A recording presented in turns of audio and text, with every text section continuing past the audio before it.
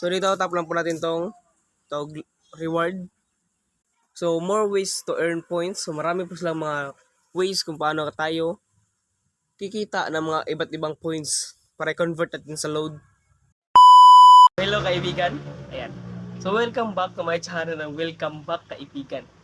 So marami kasi nagtanong sa akin kung bakit daw ba wala na tayong reward points sa ating mga Globe One app na account kapag nakapag-registered or nawala po yung ating Globe One na rewards. Ayan. So, yung rewards na sinasabi ko, yung points, kumbaga, maglo-load tayo ng 10 pesos, may katumbas po yun na points, at yung points na yun ay pwede po natin yung i-exchange as a load ulit. Ayan.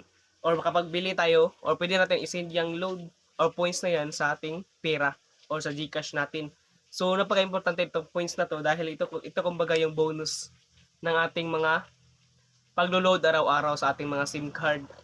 So dito sa Globe na to, marami kasi nagtanong sa akin tutorial before, until now, nga bakit daw ba wala na yung ating mga reward points.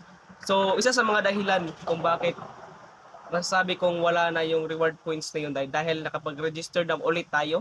So yun, nakapag-register tayo kasi sa akin kasi meron akong reward points before at nung nakapag-register na ako ngayon, wala siya. Kaya ngayon, ay ang ginawa ko, nag-apply ulit ako sa reward monetization nila sa Globe. At yan po yung ituturo ko sa inyo ngayon kung paano i-apply yung rewards na yan para magkaroon ulit tayo ng points. Ayan.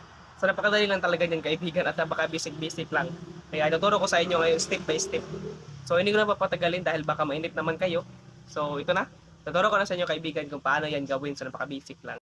Open na po natin ating mga Globe One app. Ayan. So kung wala pa kayong Globe One app kaibigan, so download na po kayo sa Play Store kaibigan, libre lang po yan.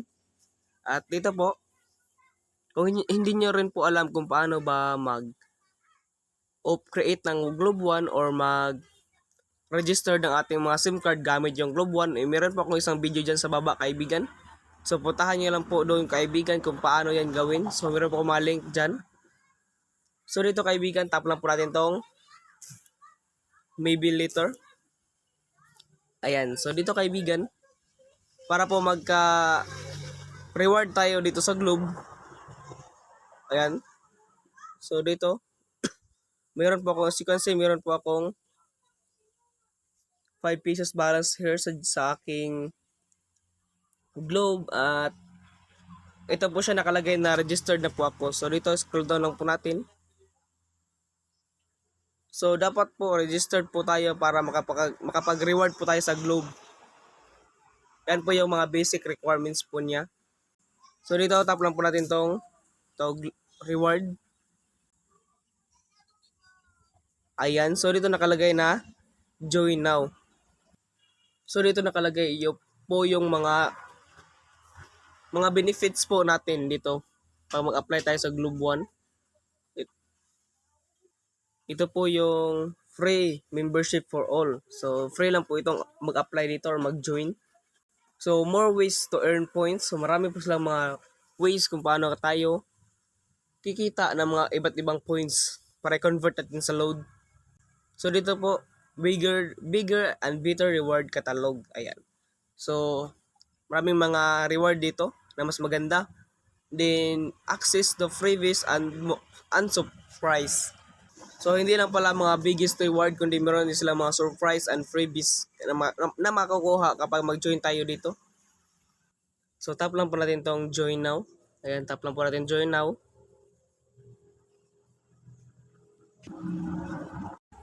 So ito po siya. So nakalagay po dito na join now. So ito po yung ating name at ating number. So tap lang po natin itong enroll now. Ayan, so enroll lang po tayo dito. So ayan, naka-see reward catalog na po tayo. Naka-check na po siya yung ating enroll. So tap lang natin itong catalog.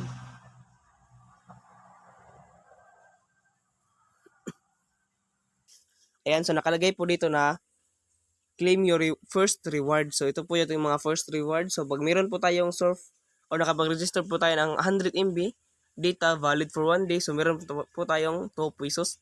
At kung bibili po tayo ng chat time pearl milk tea large size. So dito meron po tayong 130 pesos points na makukuha. So, convert po yan sa 130 pesos. Ayan. So, ito po siya. Marami pa po siya. Mga reward na ating makiklaim kapag nagkaroon tayo nitong ganitong system ng ating Globe One app na reward. So, ayan. So, ito po siya. Example lang naman to. Tutorial po talaga to. Kaya, napapansin nyo, iba po yung name. So dito nakalagay po sila na you can switch between your accounts here. So dito po tayo magsi-switch ng ating mga accounts. Kung meron tayong Globe One app sa ibang account, so meron po tayo, pwede po tayo mag-switch dito. So tap lang po natin tong change. So ganyan lang po kadali. So tap lang po natin yung X.